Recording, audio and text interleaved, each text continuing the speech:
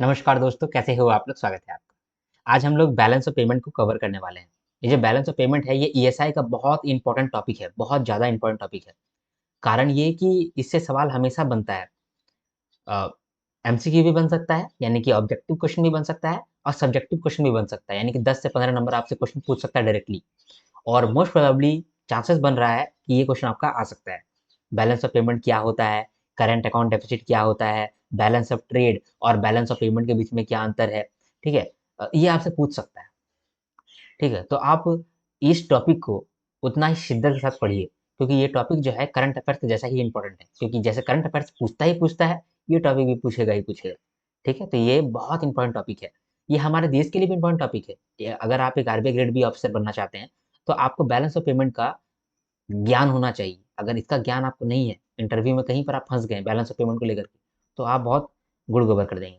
ठीक है? तो ये जो बैलेंस ऑफ पेमेंट है, ये क्या है? इसको आज समझेंगे और इसके अंदर हम लोग ये समझेंगे कि बैलेंस ऑफ पेमेंट क्या होता है, इसका इम्पोर्टेंस क्या है, अकाउंटिंग कैसे करते हैं हम लोग बैलेंस ऑफ पेमेंट का। बैलेंस ऑफ पेमेंट के अंदर balance in capital account, balance in current account दोनों होता है, ठीक है? इसमें भी balance in visible, balance in invisible, ये सब आप देखते रहते हैं। इसके बाद एफसीएनआर अकाउंट, एनआरईआर अकाउंट, एनआरओआर अकाउंट। देखो मैं जब बोल रहा हूँ आपको लग रहा है कि क्या-क्या बोल रहा है, तो लेकिन आप टेंशन मत लो, जैसे ये वीडियो खत्म हो जाएगा आपको सब कुछ मालूम होगा और आप किसी और को भी पढ़ा सकोगे। मैं आपको ऐसे ही करा दूँगा, ठीक है? डेबिट और क्रेडिट कैसे होता है बैलेंस ऑफ पेमेंट के अंदर, बैलेंस ऑफ पेमेंट और बैलेंस ऑफ ट्रेड, इसके बीच में डिफरेंस क्या है, ठीक है? डिसइक्विलिब्रियम क्या है और कैसे इसको ठीक करते हैं। फिर अगर बीओपी क्राइसिस हो जाता है, जैसे करेंसी क्राइसिस हो जाता है, तो देश क्या करता है, ठीक है? और कौन सा कंट्री इसको बचाता है, ठीक है? कौन सा इंटरनेशनल ऑर्गेनाइजेशन उसको बचाता है। तो यही है जो आज हम लोग को देखना है। ये जो टॉपिक है, ये आपका आरबीआई के लिए इंपॉर्टेंट है, नाबार्ड के लिए इंपॉर्टेंट है और साथ में सेबी के लिए बहुत इंपॉर्टेंट है। तो ये तीनों एग्जाम के लिए बहुत इंपॉर्टेंट टॉपिक है। अगर आप कॉमर्स के क्षेत्र में हैं, तो बैलेंस ऑफ पेमेंट आपको मालूम होना चाहिए। मैंने इतना आपको इसलिए समझाया क्योंकि आपको इसका इम्पोर्टेंस मालूम चले कि ये टॉपिक है कितना इम्पोर्टेंट। जैसे सस्टेनेबल डेवलपमेंट अगर 80% इम्पोर्टेंट था, तो ये 100% इम्पोर्टेंट है, ठीक है? तो ध्यान से देखना है। लेकिन याद मैं करा दूँगा, आपको उसके लिए टेंशन नहीं लेना है। समझने के लिए कोई टेंशन नहीं लेना है। आप वीडियो देख लोगे, आपको फ़ील होगा कि आपको सब कुछ याद हो गया, ठीक है? चलो, तो बिना किसी देरी के स्टार्ट करते हैं बैलेंस ऑफ पेमेंट। देखो बैलेंस ऑफ पेमेंट का मतलब कि पेमेंट का बैलेंस हो रहा है, लेकिन बैलेंस ऑफ पेमेंट गलत है। यहाँ पर आपको सोचना पड़ेगा balance of receipts and payment. तो पेमेंट के अंदर रिसीप्ट्स इंक्लूडेड है, ठीक है? लेकिन अपने दिमाग में आप बार-बार ये बोलना balance of receipts and payment, balance of receipts and payment. Receipt payment के अंदर ही इंक्लूडेड है। बार-बार रिसीप्ट्स नहीं बोला जाता है, लेकिन आप ऐसे याद रखना कि बैलेंस ऑफ पेमेंट का मतलब कि balance of receipts and payments, balance of receipts and payments, ठीक है? Receipts and payments. अब ये मुझे बताओ कि रिसीप्ट्स का मतलब क्या होता है और पेमेंट का मतलब क्या होता है? इतना आपको क्लियर है कि नहीं, पहले ये मुझे बताओ। रिसीप्ट्स का मतलब क्या होता है, पेमेंट का मतलब क्या होता है? रिसीप्ट्स का मतलब होता है पैसा मिलना, ठीक है? जब पैसा आपको मिलता है, तो उसको आप बोलते हैं रिसीप्ट्स, ठीक है? अब फिर आप पैसा अगर आपने मिल गया आपको पैसा, तो आप पैसा करोगे क्या? खाओगे?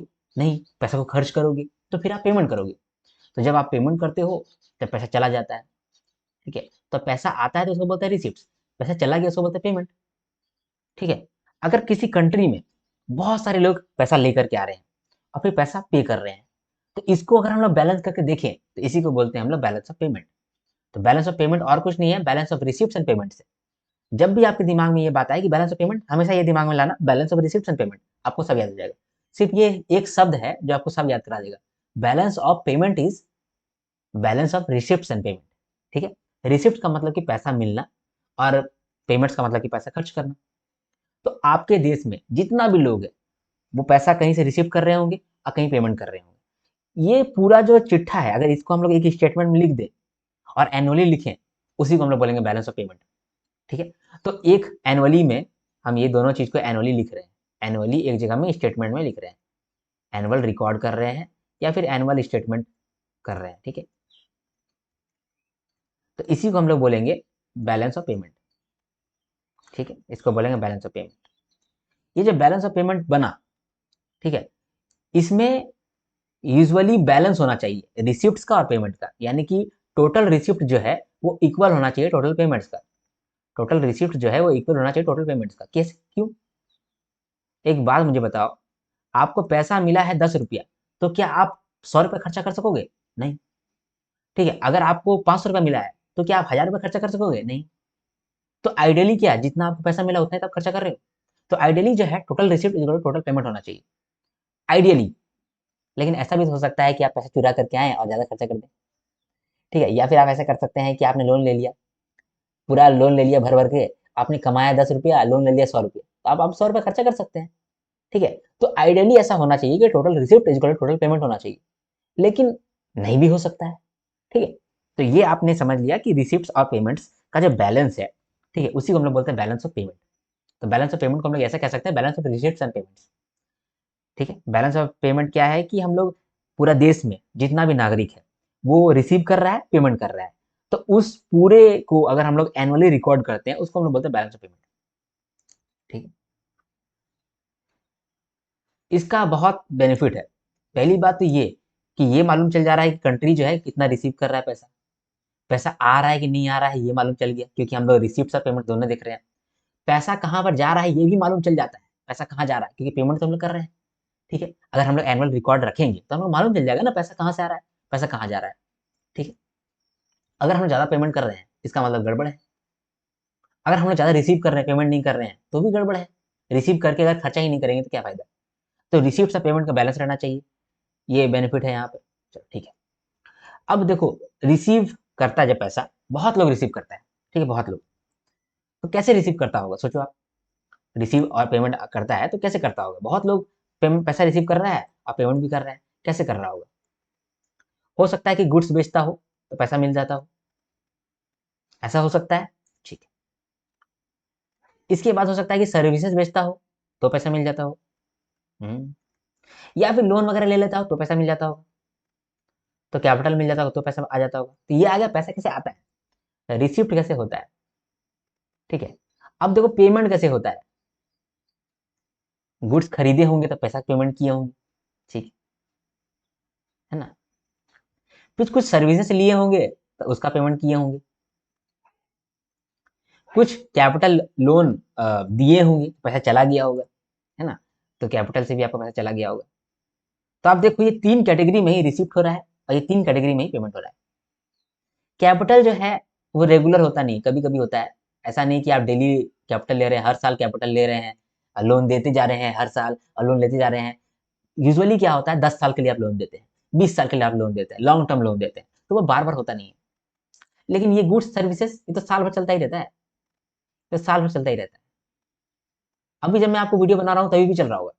Currently at this point of time अभी भी चल रहा है गुड्स और सर्विसेज का रिसिप्ट और पेमेंट। कुछ लोग बेच रहे हैं गुड्स और पैसा आ रहा है, कुछ लोग गुड्स खरीद रहे हैं, पैसा पेमेंट कर दे रहे हैं। तो ये तो रेगुलर हो रहा है, यानी कि जो गुड्स और सर्विसेज है ये कहीं ना कहीं हमारा करंटली चल रहा है, इसको हम लोग बोलते हैं करंट अकाउंट, ठीक है। ये जो कैपिटल है ये बार बार नहीं हो रहा है, ये साल साल में होता है, ठीक है। 5 साल 6 साल 10 साल ऐसे होता है, इसको हम लोग बोलते हैं कैपिटल अकाउंट। क्यों हम लोग इसको कैपिटल अकाउंट लिख दिए, क्योंकि ये बार बार तो नहीं हो रहा है। तो बार बार नहीं हो रहा है तो हमको ये मालूम चल रहा है कि साल साल में कितना हो रहा है। और करंट अकाउंट जो है वो बार बार हो रहा है, हर साल हो रहा है। तो हर साल हम लोग ये जान सकेंगे कि इस साल कितना रिसिप्ट हुआ, कितना पेमेंट हुआ, अगले साल कितना रिसिप्ट हुआ था, कितना पेमेंट हुआ था। तो हम लोग को ये मालूम चलेगा कि ओवर द ईयर्स हम लोग किस तरह से रिसिप्ट कर रहे हैं, पेमेंट कर रहे हैं, ठीक, डन। चलो, गुड्स को हम लोग बोलते हैं विजिबल, ठीक, वो दिखता है, ठीक है। गुड्स को हम लोग बोलते हैं विजिबल, गुड्स को हम लोग बोलते हैं, यहाँ लिख देते हैं विजिबल, यहाँ लिख दे, सॉरी, यहाँ लिखते हैं विजिबल। गुड्स का मतलब होता है विजिबल, जो दिखता है। सर्विसेज नहीं दिखता है। मैं आपको मेंटरशिप जब देता हूँ तो अभी तो मैं वीडियो कॉल करता हूँ तो रिकॉर्ड हो जाता है, मान लो मैं रिकॉर्ड ना करूँ, मैं आपको कॉल पे दे दूँ सर्विसेज, अपना मेंटरशिप दे दूँ मैं अपना कॉल पे। तो कॉल पे जब मेंटरशिप दे देता हूँ तो क्या होगा उसमें, वो क्या सर्विसेज दिखेगा, नहीं दिखता तो नहीं है, वो इनविजिबल होता है, ठीक है। या फिर मैंने आपको कोई चीज़ सिखाया, जैसे मैं आपको सिखा रहा हूँ, मैं तो बात कर रहा हूँ ना, ये तो दिखता नहीं है, ठीक है। ये तो आप मैंने अपना दिमाग में निकाल करके आपके दिमाग में डाल दिया, ये तो दिख नहीं रहा है, तो ये इनविजिबल होता है। तो गुड्स जब होता है ना उसको विजिबल बोलते हैं, और जो सर्विसेज होता है उसको बोलते हैं इनविजिबल। इसमें बड़ा सा लॉजिक नहीं है, रॉकेट साइंस तो है नहीं, आपको मालूम चल गया होगा, ठीक है। कैपिटल, कैपिटल तो दिखता है इसके, चलो ठीक है, कैपिटल रहने दो। विजिबल और इनविजिबल आपको मालूम चल गया। जब गुड्स का हम लोग बैलेंस चेक करेंगे, जब हम लोग गुड्स का रिसिप्ट और पेमेंट देखेंगे, उसको क्या बोलेंगे, विजिबल, बैलेंस ऑफ विजिबल। और अगर जब सर्विसेज का हम लोग देखेंगे बैलेंस, रिसिप्ट का पेमेंट का, तो उसको हम लोग बोलेंगे इनविजिबल। तो बैलेंस ऑफ विजिबल मतलब कि गुड्स का रिसीव्ड का पेमेंट हम लोग देख रहे हैं, गुड्स का बैलेंस देख रहे हैं, ठीक है। और इनविजिबल मतलब कि सर्विसेज का बैलेंस देख रहे हैं, सर्विसेज का रिसीव्ड और सर्विसेज का पेमेंट देख रहे हैं, यानी बैलेंस ऑफ सर्विसेज देख रहे हैं। क्लियर? तो बैलेंस ऑफ विजिबल और बैलेंस ऑफ इनविजिबल आपको समझ में आ गया। ओके, चलो इसको मैं यहाँ लेकर के आता हूँ। ठीक है, ये जो गुड्स है, ठीक है ना, ये जो गुड्स है इसका हम लोगों ने समझो कि ट्रेड किया है, ठीक है। ट्रेड हमेशा गुड्स का होता है, ठीक है, ट्रेड हमेशा गुड्स का होता है, सर्विसेज से डिलीवर होता है, ट्रेड हमेशा गुड्स का होता है, ठीक है। तो इसीलिए जब हम लोग विजिबल का देखते हैं, बैलेंस ऑफ विजिबल, तो उसको हम लोग बोलते हैं बैलेंस ऑफ ट्रेड, ठीक है। तो विजिबल अगर हो गया बैलेंस ऑफ विजिबल, तो बैलेंस ऑफ ट्रेड भी बोल सकते हैं। तो बैलेंस ऑफ ट्रेड का मतलब होता है एक्सपोर्ट माइनस इंपोर्ट, ये बैलेंस ऑफ ट्रेड है, ठीक है। ट्रेड किसको बोलते हैं? गुड्स को बोलते हैं, गुड्स का ही हम लोग ट्रेड करते हैं। पुराना जमाना से गुड्स का ट्रेड होता है, सर्विसेज से डिलीवर होता है, सर्विसेज का ट्रेड नहीं होता है, सर्विसेज डिलीवर होता है, और गुड्स का ट्रेड होता है, यानी कि विजिबल्स का ट्रेड होता है, करेक्ट। तो एक्सपोर्ट माइनस इंपोर्ट हम लोग देखते हैं, इसको ही बोलते हैं बैलेंस ऑफ विजिबल, या फिर बैलेंस ऑफ ट्रेड, या फिर बैलेंस ऑफ गुड्स। तो इसको हम लोग बोलेंगे balance of trade, BOT, balance of trade, ठीक है। मान लो विजिबल का गुड्स मतलब कि एक्सपोर्ट ज्यादा हो गया, एक्सपोर्ट ज्यादा हो गया इंपोर्ट से, तो इसको हम लोग बोलेंगे सरप्लस, ठीक है, इसको बोलेंगे सरप्लस, सर के ऊपर प्लस हो गया है, ठीक है, हम लोग ज्यादा एक्सपोर्ट कर दिए तो सर के ऊपर हम लोग को प्लस हो गया, सरप्लस हो गया, ठीक है। इसके बाद अगर मान लो कि इंपोर्ट हम लोगों ने ज्यादा कर लिया एक्सपोर्ट से, यानी कि बाहर देश से ही सिर्फ खरीद रहे हैं, खुद हम लोग कोई बेच नहीं रहे हैं, तो पैसा आ नहीं रहा है, तो इंपोर्ट जो है वो एक्सपोर्ट से ज्यादा हो गया, तो इसको हम लोग बोल देते हैं डेफिसिट, ठीक है, डेफिसिट हो गया। और अगर मान लो कि एक्सपोर्ट इक्वल टू इंपोर्ट हो जाता है, तब हम लोग बोलते हैं कि ट्रेड इक्विलिब्रियम, इक्वल हो गया ट्रेड, जितना हम लोगों ने बेचा उतना ही हम लोगों ने खरीदा, ठीक है। तो export minus import balance of trade हो गया, ठीक है। बैलेंस ऑफ ट्रेड मतलब balance of goods, balance of goods मतलब बैलेंस ऑफ विजिबल। क्लियर? ठीक है, चलो, वेरी गुड, वेरी गुड। आपने सब कुछ समझ लिया, आपने 90% बैलेंस ऑफ पेमेंट खत्म हो गया यहीं पर। चलो, एक और चीज हम लोग यहाँ बात करते हैं, जो करंट अकाउंट है ना, करंट अकाउंट का मतलब क्या बोल रहे थे हम लोग, कि करंट अकाउंट का मतलब होता है कि हर साल हम लोग कितना गुड्स एंड सर्विसेज को बेच रहे हैं, खरीद रहे हैं। सिर्फ हम लोग बैलेंस ऑफ ट्रेड देखेंगे, यानी कि गुड्स को कितना बेच रहे हैं, गुड्स को कितना सेल कर रहे हैं, सिर्फ यही देखेंगे, तो सही डिसीजन नहीं ले पाएंगे। गुड्स एंड सर्विसेज दोनों तो मतलब है यार, दोनों तो इंपॉर्टेंट है, तो गुड्स एंड सर्विसेज दोनों को हम लोग देखते हैं, इसलिए हम लोग बेसिकली करंट अकाउंट देखते हैं, करंट अकाउंट हम लोग देखते हैं। तो जो करंट अकाउंट हुआ, इसका बैलेंस बताओ ना, इसका बैलेंस किस तरह से होता है, ठीक है। क्योंकि सिर्फ गुड्स का हम लोग थोड़ी देखेंगे, बैलेंस ऑफ ट्रेड थोड़ी देखेंगे, सिर्फ गुड्स का ही एक्सपोर्ट इंपोर्ट थोड़ी देखेंगे, गुड्स एंड सर्विसेज दोनों इंपॉर्टेंट है। तो दोनों को देखने के लिए हम लोग करंट अकाउंट का डेफिसिट देखते हैं, और करंट अकाउंट का ही सरप्लस देखते हैं, ठीक है। तो करंट अकाउंट डेफिसिट और करंट अकाउंट सरप्लस, सरप्लस मतलब कि ज्यादा एक्सपोर्ट कर दे रहे हैं, ठीक है। तो export of goods and services minus import of goods and services, ठीक है। अब करंट अकाउंट डेफिसिट का मतलब कि डेफिसिट हो गया, इंपोर्ट ज्यादा कर दिया, एक्सपोर्ट कम हो गया, तो यहां पर आप लिखोगे import of goods and services minus export of goods and services, ठीक है।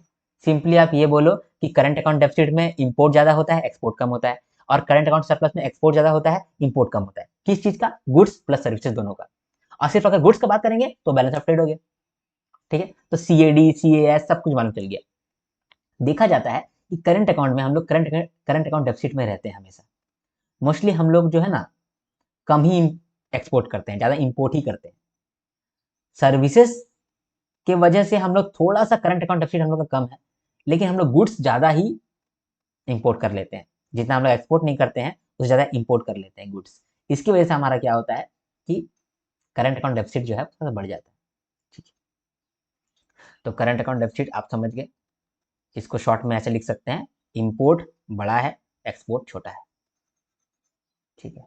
और सरप्लस मतलब कि एक्सपोर्ट बड़ा है, इंपोर्ट छोटा है, तो यहाँ पर आप लिखो एक्सपोर्ट छोटा है, इंपोर्ट बड़ा है।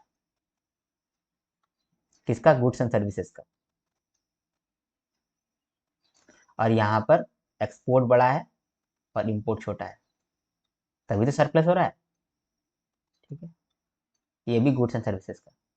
जब गुड्स एंड सर्विसेज का बात करते हैं तो वो होता है करंट अकाउंट। ठीक है, और जब हम लोग सिर्फ गुड्स का बात करते हैं तो वो होता है ट्रेड।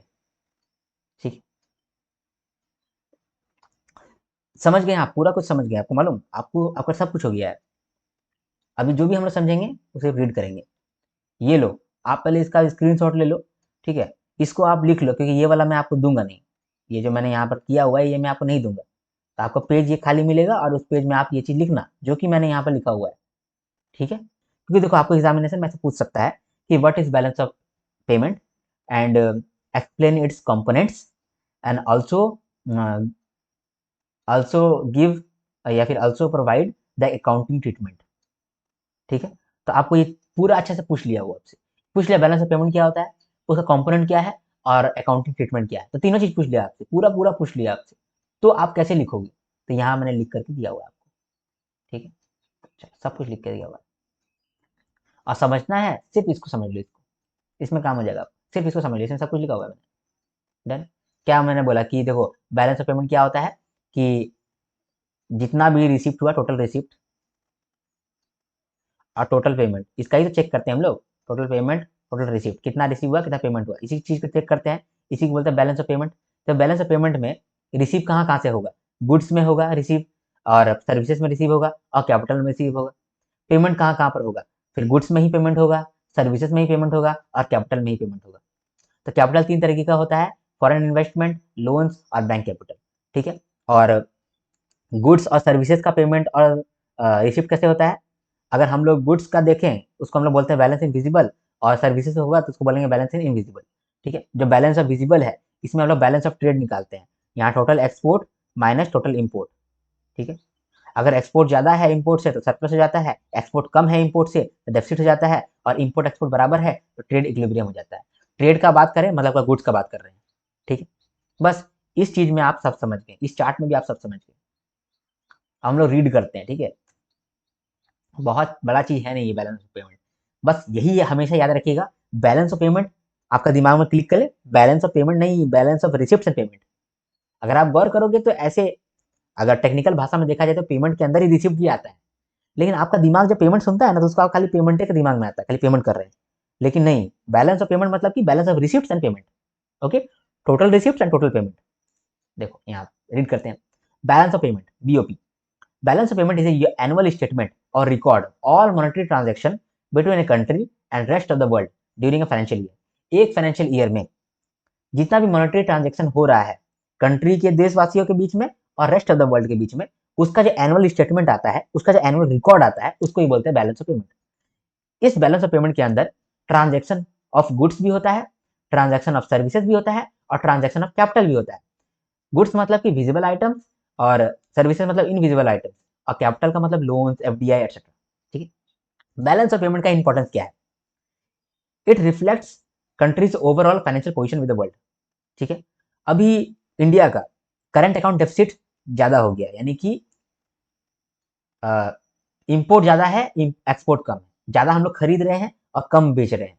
तो इससे क्या हम लोग को दिख रहा है? ये दिख रहा है कि हमारा कंट्री जो है वो गड़बड़ स्थिति में है। हम लोग ज्यादा खरीद रहे हैं और कमा कम रहे हैं। ज्यादा ज्यादा खर्चा करेंगे, कमाएंगे कम, तो हम तो गरीब हो रहे हैं। ठीक है, हमको ज्यादा कमाना चाहिए, हल्का फुल्का खर्चा करना चाहिए। ठीक है, तो इससे क्या मालूम चला? फाइनेंशियल पोजिशन मालूम चला, रईस है, गरीब है या बैलेंस में है। ठीक, it helps assess if the currency is appreciating और डिप्रिशिएटिंग। अगर हमारा एक्सपोर्ट ज्यादा होगा ना तो हमारा करेंसी भी स्ट्रांग हो जाता है, और अगर एक्सपोर्ट कम हो गया तो हमारा करेंसी भी वीक हो जाता है।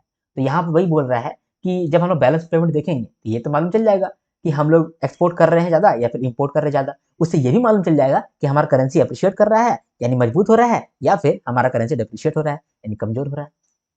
It also assist the government in making trade and physical policies. Government को ये मालूम चलता है कि अगर हमारे देश में एक्सपोर्ट जो है वो बहुत कम हो रहा है तो एक्सपोर्ट के लिए पॉलिसी बनाएगा, और अगर इंपोर्ट कम हो रहा है तो इंपोर्ट के लिए पॉलिसी बनाएगा। ठीक है, अगर हमारा करेंसी डिप्रिशिएट हो रहा है तो करेंसी को अप्रिशिएट करने के लिए क्या करना चाहिए, उसके लिए पॉलिसी बनाएगा। तो इसमें गवर्नमेंट को हेल्प मिलता है कि वो चेक कर पाता है कि हमारा देश में एक्चुअली में हो क्या रहा है, उसके हिसाब से वो पॉलिसी बना पाता है, ट्रेड पॉलिसी बना पाता है या फिजिकल पॉलिसी बना पाता है। It reveals trends in export, imports and capital flows. देखो ये तो एनुअल स्टेटमेंट है, तो हर साल का स्टेटमेंट हम लोग को मालूम है, हर साल हम लोग कितना एक्सपोर्ट कर रहे हैं, हर साल कितना इंपोर्ट कर रहे हैं, ठीक है, ये हम लोग को मालूम चलता है। तो अगर हर साल हम लोग मालूम चलेगा तो ये हम लोग मालूम चलेगा ट्रेंड क्या चल रहा है, ट्रेंड में अच्छा है या ट्रेंड में गड़बड़ है, ये हम लोग को मालूम चल जाएगा, ठीक है नहीं। चलो, इसके बाद it helps RBI in planning foreign exchange reserve level. Foreign exchange हमारे पास कितना है, ये लेवल को जांचने के लिए हेल्प करता है ये बैलेंस ऑफ पेमेंट, ठीक है। चलो चलो अगर अकाउंटिंग सिस्टम का बात करें तो अकाउंटिंग सिस्टम कैसे होता है, देखो balance of payment follows a vertical double entry system of accounting.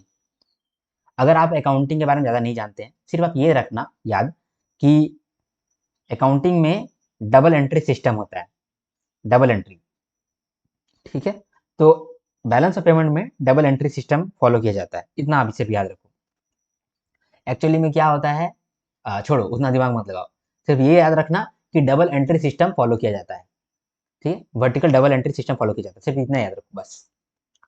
Theoretically क्या होगा, theoretically the BOP should always be balanced, यानी कि zero, total receipt is equal to total payments, ऐसा होना चाहिए। Meaning total credit equal to total debit. Credit का मतलब कि कितना पैसा आया, डेबिट का मतलब कितना पैसा गया, ठीक है, इतना ही आप समझो। डेबिट और क्रेडिट को इतना ही समझो अभी पर्टिकुलर, ठीक है, अभी आप थोड़ा सा इसमें और डिटेल में मत जाओ। क्रेडिट का मतलब कि कितना पैसा आया, डेबिट का मतलब कितना पैसा गया। तो आइडियली क्या रहना चाहिए, total credit is equal to total debit होना चाहिए। However in reality this rarely happens due to statistical discrepancies, errors and omissions, ठीक है। अब बीओपी का कंपोनेंट का बात करते हैं, ठीक है, बीओपी का कंपोनेंट, यहाँ पर बीओपी का कंपोनेंट मैंने समझाया है, यहीं से समझते हैं। Components of BOP, BOP of a country is divided into two parts according to the nature of transaction, current account and capital account। मैंने बोला कि जितना भी रिसिप्ट होता है और जितना भी पेमेंट होता है उसी का बैलेंस को हम लोग बैलेंस ऑफ पेमेंट कहते हैं। तो जितना भी रिसिप्ट होगा, रिसिप्ट हमारा कहाँ कहाँ से हो सकता है, कैपिटल अकाउंट से हो सकता है और करंट अकाउंट से हो सकता है। करंट अकाउंट के अंदर गुड्स और सर्विसेज दोनों से हो सकता है। करंट अकाउंट का मतलब ये होता है जो कि बार बार होता है, करंटली भी चल रहा है, यानी कि हर साल ये होता है, तो करंट अकाउंट जो है वो हर साल होता है, ठीक है। और कैपिटल अकाउंट में जो भी होता है वो कभी कभार होता है, ठीक है, 3 साल में, 4 साल में, 5 साल में, ऐसा। तो करंट अकाउंट में हम लोग बैलेंस ऑफ गुड्स देखते हैं, बैलेंस ऑफ सर्विसेज देखते हैं। तो बैलेंस ऑफ गुड्स को ही हम लोग बोलते हैं बैलेंस ऑफ विजिबल, और बैलेंस ऑफ सर्विसेज को बोलते हैं हम लोग बैलेंस ऑफ इनविजिबल, ठीक है। तो जब हम लोग गुड्स का बैलेंस देखते हैं उसको हम लोग बोलते हैं बैलेंस ऑफ ट्रेड, ठीक है। तो बैलेंस ऑफ ट्रेड क्या होता है, total export is equal to total import, sorry total export minus total import, ठीक है। ये होता है balance of trade, total export minus total import. Total import किसका, गुड्स का, टोटल एक्सपोर्ट किसका, गुड्स का, ठीक है। अगर गुड्स का एक्सपोर्ट ज्यादा हो गया उसको हम लोग बोलेंगे कि ट्रेड सरप्लस हो गया। अगर गुड्स का इंपोर्ट ज्यादा हो गया, एक्सपोर्ट कम है, तो उसको बोलेंगे ट्रेड डेफिसिट हो गया। और अगर गुड्स का एक्सपोर्ट जितना हो रहा है उतना ही गुड्स का इंपोर्ट भी हो रहा है, उसको बोलेंगे ट्रेड इक्विलिब्रियम पे है। ओके, चलो इतना क्लियर हो गया आपको। इसके बाद ये तो क्या, बैलेंस ऑफ गुड्स, जिसको बैलेंस इनविजिबल भी बोल रहे हैं। बैलेंस इन इनविजिबल इसको बोलते हैं बैलेंस ऑफ सर्विसेज। तो इसके अंदर हम लोग सर्विसेज देखते हैं, यानी सर्विसेज कितना हम लोग बेचे, सर्विसेज कितना हम लोग रिसीव किए, ठीक है। जितना बेचे होंगे सर्विस उतना हम लोग को पेमेंट आया होगा, और जितना हम लोग सर्विसेज लिए हैं उतना पेमेंट किए होंगे, ठीक। इसके बाद होता है यूनिलैटरल ट्रांसफर। यूनिलैटरल ट्रांसफर का मतलब होता है कि एक ही बार ट्रांसफर हुआ है। सर्विसेज में क्या होता है, हम सर्विसेज दिए, आप हमको पैसा दिए, दोनों तरफ से लेन देन हुआ, ठीक है। तो ये हो गया बायलैटरल ट्रांसफर, ठीक है। इसके बाद मान लो कि गुड्स है, तो जैसे आपने गुड्स खरीदा तो आपने पेमेंट किया। मेरा मान लो कि आप बुक खरीदे, मैंने आपको बुक दिया, आपने मुझे पैसा दिया, ठीक है। तो यहाँ पर बायलैटरल ट्रांसफर हुआ। यूनिलैटरल ट्रांसफर का मतलब होता है कि हम आपको डोनेशन दे दिए, या आप हमको डोनेशन दे दिए, आप हमको क्या कर दिए कि पैसा भेज दिए, बोले सर आप रखो, ऐसे ही मैं भेज रहा हूँ आपको, दिल खुश हो गया इसीलिए भेज रहा हूँ, ठीक है। तो ये क्या हो गया, ये यूनिलैटरल ट्रांसफर हो गया, एक ही तरफ से ट्रांसफर हुआ, मैंने तो कुछ नहीं दिया आपको, आपने दिया सिर्फ। जैसे कि सुपर चैट होता है, ठीक है, हमारे यूट्यूब में सुपर चैट होता है। सुपर चैट में क्या होता है, मैंने कुछ आपको दे रहा है, अब मैं आपको कुछ दे रहा हूँ नहीं, आप मुझे दे रहे हो, तो ये गिफ्ट है, ठीक है, या फिर रेमिटेंस है, ठीक है, और या फिर डोनेशन है, इसको बोलते हैं यूनिलैटरल ट्रांसफर। इसके बाद है NFI है, net factor income from abroad. मान लो हमारा देश जो है बाहर में जाके कमा रहा है, हमारा देश का कुछ नागरिक बाहर में जाके कमा रहा है, फॉर एग्जाम्पल रोहित शर्मा, ठीक है।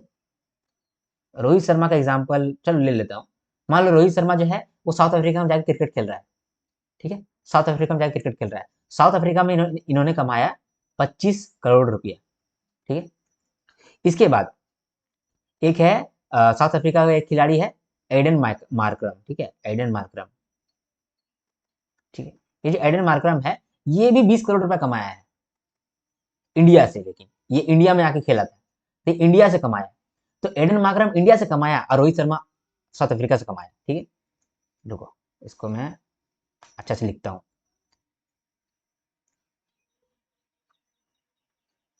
रोहित शर्मा साउथ अफ्रीका से कमा लिया, ठीक है, फ्रॉम साउथ अफ्रीका, और एडन मार्करम कमाया इंडिया से,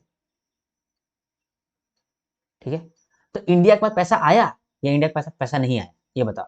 नेट में इंडिया के पास पैसा आया कि नेट में इंडिया से पैसा चला गया?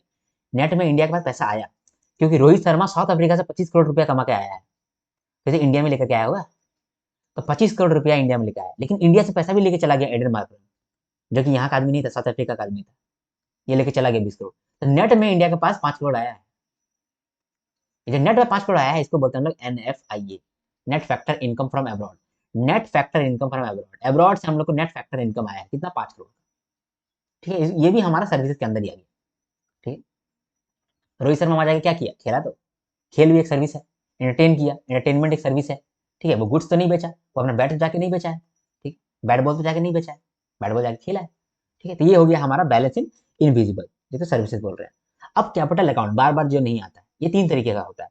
फॉरेन इन्वेस्टमेंट, एक बार इन्वेस्टमेंट आ गया बार बार तो नहीं आएगा, ठीक है। लोन्स, एक बार आपने दे दिया या फिर एक बार आपने ले लिया, बार बार तो आप लेंगे देंगे नहीं। बैंक कैपिटल भी ऐसा होता है। चलो, FDI का मतलब क्या होता है?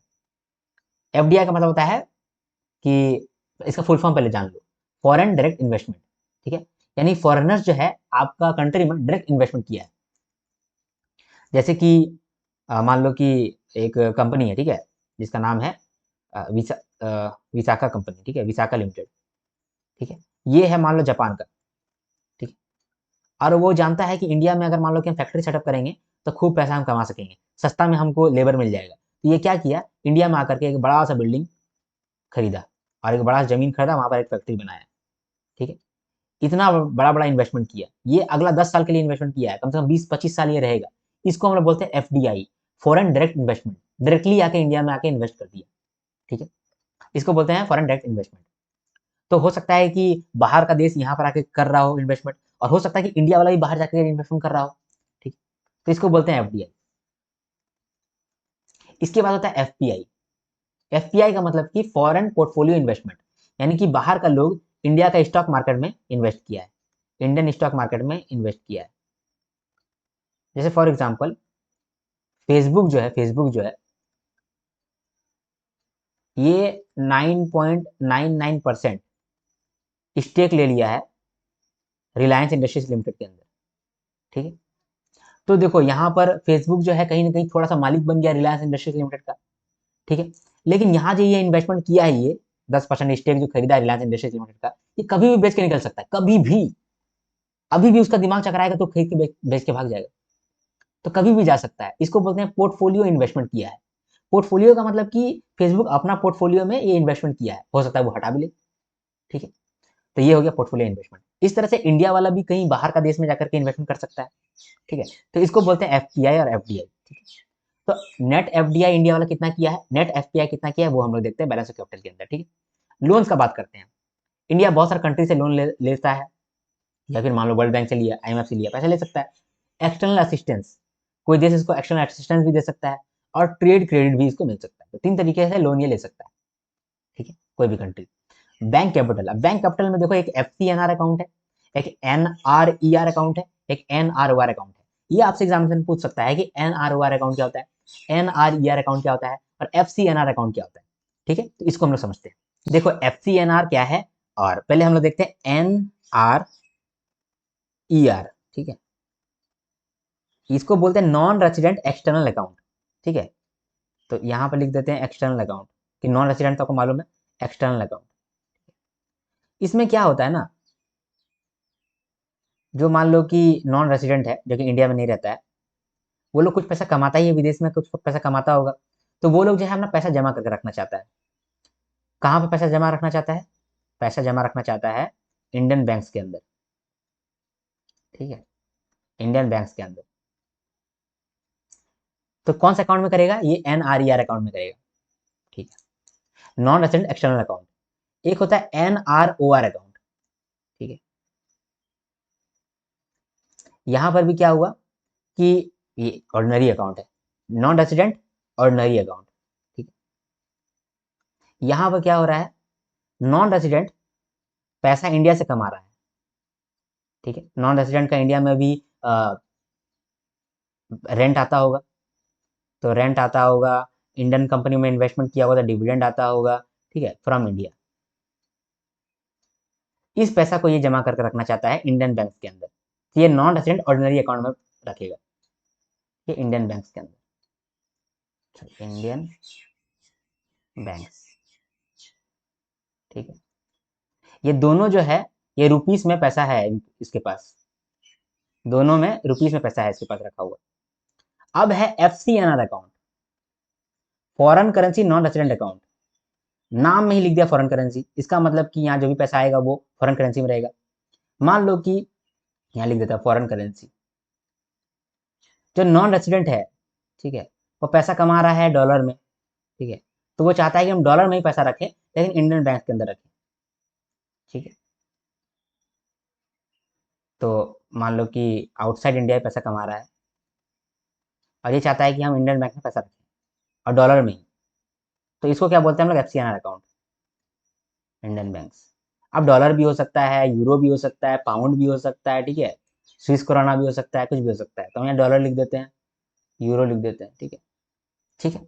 तो ये चीज़ है, ये आप याद रखना, NRER अकाउंट, NROR अकाउंट और FCNR अकाउंट क्या होता है, ठीक है। जनरल नॉलेज के लिए भी आपके पास ये चीज़ नॉलेज रहना चाहिए, ओके, ठीक है। समझ में आ गया आपको कि balance in current account, balance in payment capital account, clear? तो यहाँ पर देखते हैं, यहाँ पर मैंने पिक्टोरियल फॉर्मेट में दिया है और यहाँ पर उसको लिख दिया है, ठीक है। तो कंपोनेंट्स ऑफ BOP, देखो समझने के लिए आपने यहाँ समझा, लिखने के लिए आप ऐसे लिखोगे। बैलेंस ऑफ पेमेंट क्या होता है? Balance of payment of a country is divided into two parts according to the nature of transaction, current account and capital account. Balance in current account, current account records exports and imports of goods and services, unilateral transfers and income like interest and dividends between residents and rest of the world. Receipts in credit side, credit side में सारा पैसा जो मिलता है वो credit side में देखते हैं और पेमेंट जो है वो डेबिट साइड में जाता है, ठीक है। डेबिट साइड का मतलब कि पेमेंट हो रहा है, पैसा जा रहा है, और जो भी पैसा आ रहा है, जो भी इनफ्लो हो रहा है वो क्रेडिट साइड में आ रहा है, ठीक है। तो आप ये समझ लो कि दो डब्बा है, एक डब्बा का नाम है क्रेडिट, ठीक है, एक डब्बा का नाम है डेबिट। आपका अकाउंट में पैसा क्रेडिट हो रहा है तो क्रेडिट में आ गया, आपका अकाउंट से पैसा जा रहा है, डेबिट हो गया आपके अकाउंट से, ठीक है। तो यहाँ पर भी अगर जो भी पैसा आ रहा है क्रेडिट अकाउंट में जा रहा है, क्रेडिट साइड में लिख रहे हैं, और जो पैसा जा रहा है उसको डेबिट साइड में लिख रहे हैं, आ रहा है तो क्रेडिट साइड में, जा रहा है डेबिट साइड में, ठीक है।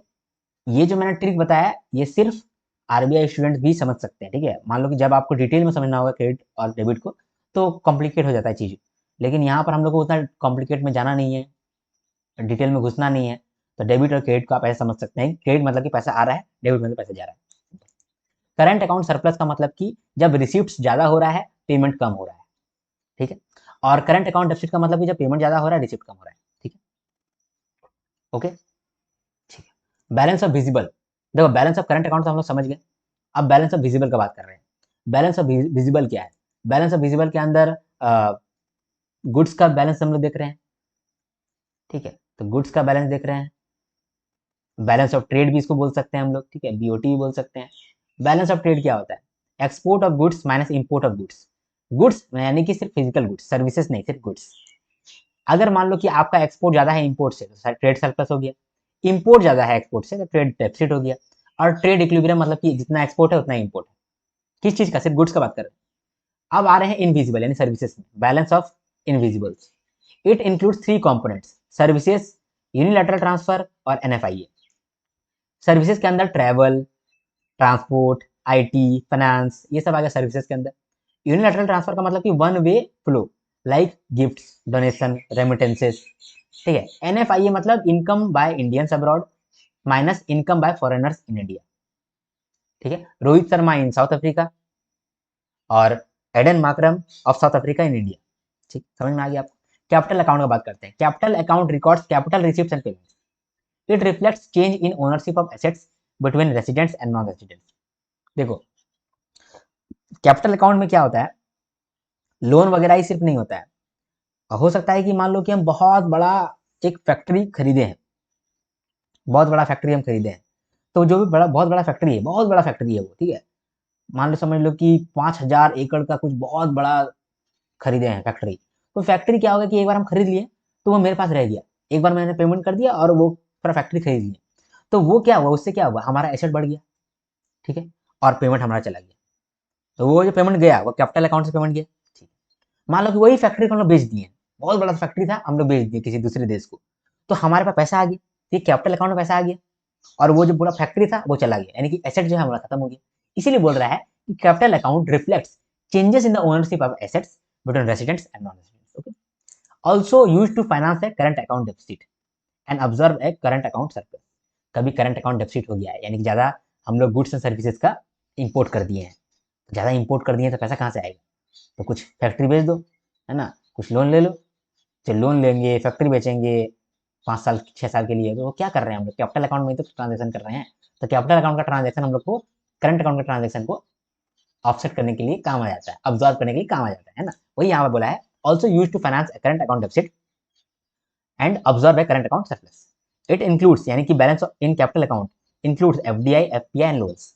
ओके, समझ में आ गया आपको। आगे बढ़ते हैं, चलो आगे बढ़ते हैं।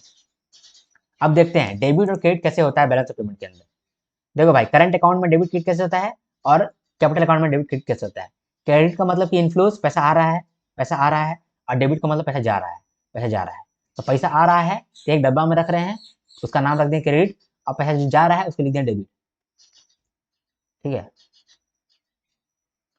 तो अगर मान लो करंट अकाउंट है तो export of goods, export of services, unilateral transfer जैसे कि gifts donation received from abroad, income earn from abroad, ठीक है, इसके बाद net factor income from abroad, ये जीरो से ज्यादा होना चाहिए, यानी कि नेट में हम लोग ज्यादा पैसा कमाना चाहिए, तब ना हम लोग का क्रेडिट होगा। और अगर मान लो कि यही एनएफआई जीरो से कम है, यानी नेट में दूसरा कंट्री का आदमी इंडिया से ज्यादा पैसा लेकर जा रहा है, तो वो तो पैसा चला जा रहा है, तो आउटफ्लोज में आएगा, तो एनएफआई इधर आ गया। इनकम पेड टू फॉरेनर्स उधर आ गया, डेबिट में आ गया। यूनिलैटरल ट्रांसफर गिवन, ये भी डेबिट में आ गया। इंपोर्ट ऑफ सर्विसेज, ये भी डेबिट में आ गया। इंपोर्ट ऑफ गुड्स, इसमें भी डेबिट में आ गया। तो क्वेश्चन आपसे ये पूछ सकता है कि imports of goods balance of payment के में डेबिट साइड में आएगा या क्रेडिट साइड में आएगा, इसको डेबिट करेंगे या क्रेडिट करेंगे। इंपोर्ट्स ऑफ गुड, पैसा जा रहा है, पैसा जा रहा है इसका मतलब कि डेबिट, पैसा आ रहा है मतलब क्रेडिट। कैपिटल अकाउंट में ऐसा ही है, एफडीआई को कर रहा है फॉरेनर्स इंडिया के अंदर, तो पैसा आ रहा है तो credit. FPI by foreigner, foreigner जो है वो स्टॉक मार्केट में पैसा लगाया है, इंडियन शेयर्स एंड सिक्योरिटीज खरीदा है, यानी पैसा आया है तो क्रेडिट। ठीक है, यही मान लो कि पैसा चला जाता, इंडिया वाला जो कहीं दूसरा जगह पेमेंट करता, तो वो डेबिट हो जाता। ठीक है, लोन अगर हम लोग ले रहे हैं अब्रॉड से तो वो आगे क्रेडिट, लोन अगर हम लोग दे रहे हैं पैसा चला गया डेबिट। फिर रिपेमेंट, अगर लोन्स जो हम लोग लोन दिए थे वो लोन वापस आ रहा है, पैसा आ रहा है तो क्रेडिट। अब पैसा अगर जाएगा तो हम लोग बोल देंगे डेबिट। अगर हम लोग इंडियन एसेट को बेच रहे हैं, अगर इंडियन एसेट को हम लोग फॉरेनर को बेच रहे हैं, यानी कि बेचेंगे तो पैसा आएगा, पैसा आएगा तो क्रेडिट, और पैसा चला गया तो हम लोग डेबिट। तो डेबिट क्रेडिट के मालूम आपको चल गया। इसके बाद बहुत बड़ा एगो प्रॉब्लम आता है, लोगों को समझ में नहीं आता है, balance of trade versus balance of payment. ठीक है, बैलेंस ऑफ ट्रेड का मतलब क्या होता है, गुड्स का बैलेंस, गुड्स का बैलेंस, क्योंकि ट्रेड किसका होता है, गुड्स का होता है, सर्विसेज का नहीं होता है। लेकिन बैलेंस ऑफ पेमेंट मतलब, बैलेंस ऑफ पेमेंट मतलब balance of receipt and payment, यानी कि टोटल गुड्स टोटल रिसिप्ट, है ना, मतलब टोटल गुड्स एंड सर्विसेज का रिसिप्ट और पेमेंट। तो बैलेंस ऑफ पेमेंट क्या है, इसके अंदर सब कुछ आता है, बैलेंस ऑफ ट्रेड के अंदर सिर्फ बैलेंस ऑफ गुड्स आता है। ठीक है, तो डेफिनेशन अगर देखा जाए तो balance of trade is a statement that records the countries imports and exports of goods with the remaining world. Balance of payment क्या है, balance of payment is a statement that records all economic transactions done by a country with the remaining world. यहाँ पर क्या था, countries imports and export of goods, उधर क्या था, all economic transactions. Balance of trade में हम लोग सिर्फ गुड्स का ट्रांजैक्शन रखते हैं, बैलेंस ऑफ पेमेंट में हम लोग गुड्स का भी रखते हैं, सर्विसेज का भी रखते हैं। कैपिटल ट्रांसफर जो होता है, कैपिटल अकाउंट का जो ट्रांसफर होता है वो बैलेंस ऑफ ट्रेड में नहीं आता है, बैलेंस ऑफ पेमेंट में आता है। इकोनॉमिक स्टेटस देखा जाए तो सिर्फ अगर बैलेंस ऑफ ट्रेड देखेंगे तो हम लोग को पार्शियल व्यू ही सिर्फ मिलता है, क्योंकि हो सकता है कि गुड्स का हम लोग ज़्यादा एक्सपोर्ट ना करते हो, लेकिन सर्विसेज का एक्सपोर्ट ज़्यादा करते हो, तो हम लोग सिर्फ गुड्स का देख करके तो नहीं बोल सकते हैं, तो पार्शियल व्यू मिलता है। लेकिन बैलेंस ऑफ पेमेंट में तो पूरा इकोनॉमिक पोजीशन दिख जाता है। It gives the complete view of the economic position of the country. Component अगर देखा जाए तो बैलेंस ऑफ ट्रेड है, it is a component of current account of balance of payment. लेकिन बैलेंस ऑफ पेमेंट क्या है? बैलेंस ऑफ पेमेंट के अंदर करंट अकाउंट कैपिटल अकाउंट दोनों होता है, तो current account and capital account are its component. Outcome क्या है? बैलेंस ऑफ ट्रेड का आउटकम क्या है? It can be favourable, unfavourable और बैलेंस्ड। और बैलेंस ऑफ पेमेंट का क्या है? Both the receipts and payment sides tallies. ठीक है, तो ये भी आपने समझ लिया। अब आगे बढ़ते हैं। आगे देखो, डिसइक्विलिब्रियम। मान लो कि पेमेंट्स और रिसिप्ट्स इक्वल नहीं है, ठीक है, और बहुत सालों से इक्वल नहीं है मान के चलो, तो क्या प्रॉब्लम होगा? पाकिस्तान में यही ना है, पाकिस्तान जो है वो रिसीव नहीं करता, पेमेंट करते रहता है। तो पाकिस्तान में सिर्फ मान लो रिसीव करने रहे हैं, खाली पेमेंट कर रहे हैं, तो डिसइक्विलिब्रियम हो जाएगा। जितना रिसीव कर रहे हैं उससे ज्यादा पेमेंट कर दे रहे हैं, तो डिसइक्विलिब्रियम हो गया। तो ये डिसइक्विलिब्रियम है, जैसे पाकिस्तान में आ गया है, उसको बोलते हैं फंडामेंटल डिसइक्विलिब्रियम। मतलब कि कुछ वहां पर काम करने की जरूरत है, आदमी लोग काम नहीं कर रहा है, वहां पर पॉलिसी चेंज करने की जरूरत है, यानी एक्चुअल में प्रॉब्लम है, ठीक है, उसको बोलते हैं फंडामेंटल डिसइक्विलिब्रियम। और कभी इंडिया में आ गया तो उसको बोलते हैं टेम्पररी डिसइक्विलिब्रियम, यानी कि टेम्पररी है वो, फिर ठीक हो जाएगा। ठीक है, टेम्पररी का मतलब कि अपने आप ठीक हो सकता है। फंडामेंटल डिसइक्विलिब्रियम जो है उसमें फंडामेंटल में कुछ गड़बड़ है, लॉन्ग टर्म में है, और उसका बहुत खराब इफेक्ट पड़ सकता है लंबे समय के लिए, तो उस कारण में उस समय आपको पॉलिसी इंटरवेंशन करना पड़ेगा। जैसे इंडिया में भी फंडामेंटल डिसइक्विलिब्रियम था, कब था? 1991 का क्राइसिस में। तब हम लोगों ने एलपीजी रिफॉर्म्स लेकर के आए। जब हम लोग एलपीजी रिफॉर्म्स लेकर के आए, यानी कि हम लोगों ने रिफॉर्म डाला, रिफॉर्म किया, पॉलिसी इंटरवेंशन किया, ठीक है, और वहां पर फिर हम लोग ठीक किए। ठीक है, साइक्लिकल डिसइक्विलिब्रियम का मतलब क्या होता है? जैसे अभी अभी क्या हो रहा है? अभी ईरान में ये हो रहा है, वॉर हो गया है, रशिया यूक्रेन में भी वॉर चल रहा था, फिर मान लो इंडिया पाकिस्तान में भी वॉर चल रहा है, तो मतलब कि सब जगह वॉर हो रहा है, सबका फील्डिंग सेट हो गया है ना। तो जब सबका फील्डिंग सेट हो गया है, तो बहुत सारा कंट्री में अभी डिसइक्विलिब्रियम हो जाएगा, क्योंकि जो सप्लाई चेन है वो इफेक्ट कर गया है, तेल जो आता है, क्रूड ऑयल जो आता है वो सही से आ नहीं पा रहा है, तो इम्पोर्ट ठीक से नहीं होगा, एक्सपोर्ट ठीक से नहीं होगा, तो यहाँ बहुत सारे कंट्रीज का साइकिल की वजह से, बिजनेस साइकिल की वजह से प्रॉब्लम आ जाता है, डिसइक्विलिब्रियम आ जाता है। इसको बोलते हैं साइक्लिकल डिसइक्विलिब्रियम। एक होता है स्ट्रक्चर डिसइक्विलिब्रियम। इसमें क्या होता है कि लॉन्ग टर्म स्ट्रक्चर चेंज हो रहा है, जैसे कि पहले जो है ज्यादा मान लो कि गुड्स बिकता बिकता था गुड्स, अभी जो सर्विसेज ज्यादा बिकता है, ठीक है, सर्विसेज का भी बहुत इंपैक्ट पड़ रहा है, पहले इतना नहीं था। जैसे सर्विसेज होने लगा, टेक्नोलॉजी का एडवांसमेंट हो गया, आईटी ट्रांसफर होने लगा, आईटी का अभी एज आ गया है, चैट जीपीटी आ गया, ठीक है, एआई आ गया, तो यहाँ पर क्या हुआ, एक तरह से टेक्नोलॉजिकल शिफ्ट हुआ है, ठीक है, तो कंज्यूमर का प्रेफरेंस भी बदल गया है, और इसकी वजह से लॉन्ग टर्म कैपिटल फ्लोज भी चेंज हो गया है, तो इसकी वजह से जो डिसइक्विलिब्रियम आया है उसको बोलते हैं स्ट्रक्चरल डिसइक्विलिब्रियम। ये भी मालूम चल गया। डिसइक्विलिब्रियम चार तरीके का होता है। आप कैसे इस इम्बैलेंस को या डिसइक्विलिब्रियम को ठीक कर सकते हैं? ठीक है, तो एक होता है ऑटोमेटिक मेजर, कुछ मत करो अपने आप ठीक हो जाएगा, ठीक है। जैसे कि मान लो आजकल का बहुत सारा लाइफस्टाइल डिजीज हो रहा है, उसमें आदमी कुछ नहीं करता है, बस अपना रूटीन ठीक करो, लाइफस्टाइल ठीक करो, आपका हेल्थ ठीक हो जाएगा। कभी कभी क्या होता है कि डॉक्टर को ऑपरेशन करना पड़ता है, डॉक्टर को दवाई देना पड़ता है, तो उसको बोलता है डेलिबरेट मेजर। अगर काम चल सकता है ऑटोमेटिक मेजर आराम से हो जाएगा ठीक, विदाउट डायरेक्ट गवर्नमेंट इंटरवेंशन। लेकिन अगर मान लो कि ठीक नहीं हो रहा है, हमको पॉलिसी रिफॉर्म्स लेकर के आना पड़ेगा, तो उस केस में हम लोग बोलते हैं डेलिबरेट मेजर हम लोग लेंगे, ठीक है, डेलिबरेट मेजर लेंगे। तीन तरीके का डेलिबरेट मेजर होता है, एक मॉनिटरी मेजर हो गया, एक ट्रेड मेजर हो गया, और एक मिसलेनियस मेजर हो गया। मॉनिटरी मेजर का मतलब कि मॉनिटरी कॉन्ट्रैक्शन कर दो, ठीक है, मनी सप्लाई को कम कर दो। जब मनी सप्लाई कम हो जाएगा तो लोगों के हाथ में पैसा कम रहेगा, लोगों के हाथ में पैसा कम रहेगा तो डिमांड भी कम करेगा, तो प्राइसेस भी कम हो जाएगा, तो डिमांड कम करेगा तो प्राइसेस भी कम हो जाएगा। जब प्राइस भी कम हो गया, डिमांड भी कम हो गया, तो इंपोर्ट कम हो जाएगा, आदमी इंपोर्ट नहीं करेगा क्योंकि पैसा ही नहीं है, तो एक्सपोर्ट राइज हो जाएगा। ठीक, एक हो गया ये तरीका। एक होता है डिवैल्यूएशन। डिवैल्यूएशन में क्या होता है, करेंसी का वैल्यू को कम कर दो, करेंसी का वैल्यू डिक्रीज कर दो। अगर करेंसी का वैल्यू डिक्रीज कर दोगे तो एक्सपोर्ट जो है वो सस्ता हो जाएगा, ठीक है, और इंपोर्ट महंगा हो जाएगा, तो लोग इंपोर्ट फिर से नहीं करेंगे, एक्सपोर्ट होते रहेगा, ठीक है। एक्सपोर्ट अगर होगा तो ट्रेड बैलेंस ठीक हो जाएगा। इसके बाद है एक्सचेंज कंट्रोल। कभी कभी क्या होता है, गवर्नमेंट जो है फॉरेक्स अर्निंग्स को और उसका यूसेज को कंट्रोल करता है, ठीक है, इससे भी इंपोर्ट रेगुलेट होता है। जैसे फॉर एग्जांपल हम जो है ना बाहर का देश में सर्विस दे रहे हैं और खूब पैसा छाप रहे हैं, फॉरेक्स हमको मिल रहा है, डॉलर में पैसा कमा रहे हैं। अब अगर डॉलर में पैसा कमाएंगे तो खर्चा भी करेंगे।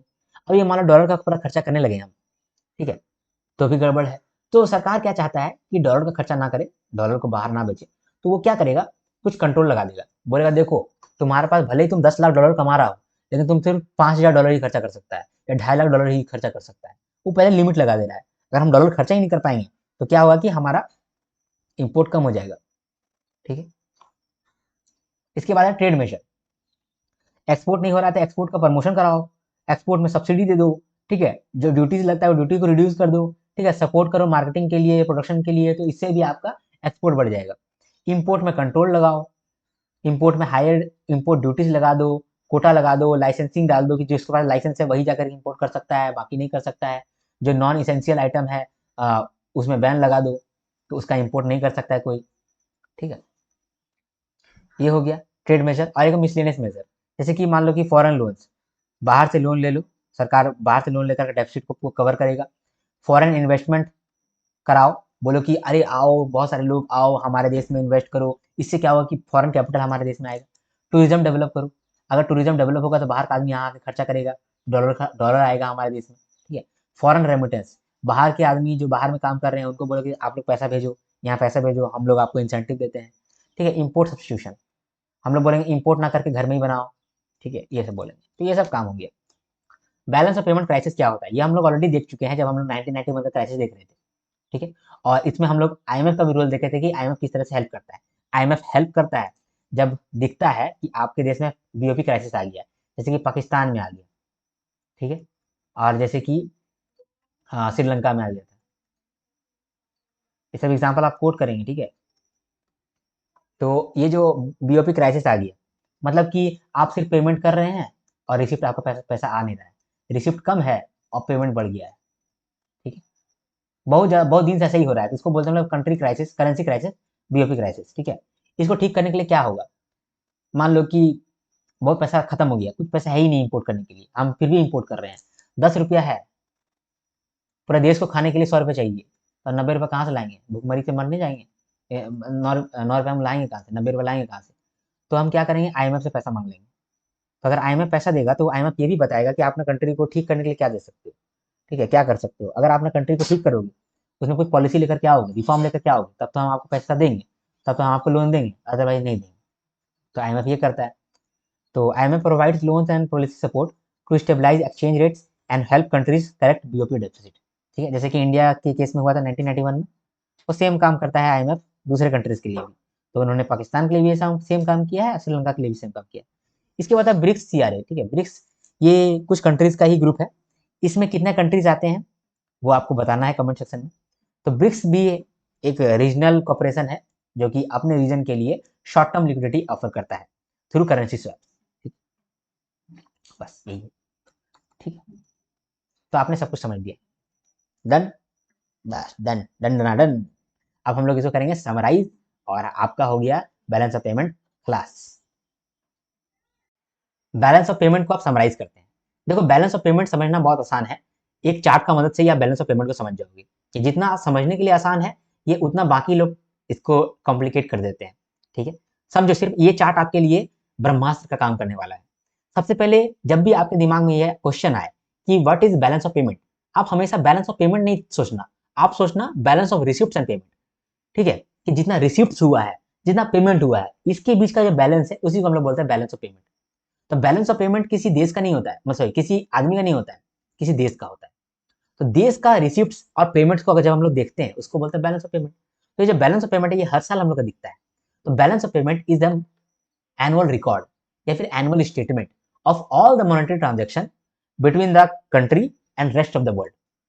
ठीक है, तो जो भी रिसिप्ट हो रहा है, जो भी पेमेंट्स हो रहा है, इसी का हम लोग बैलेंस देख रहे हैं बैलेंस ऑफ पेमेंट के अंदर, और हर साल देखते हैं।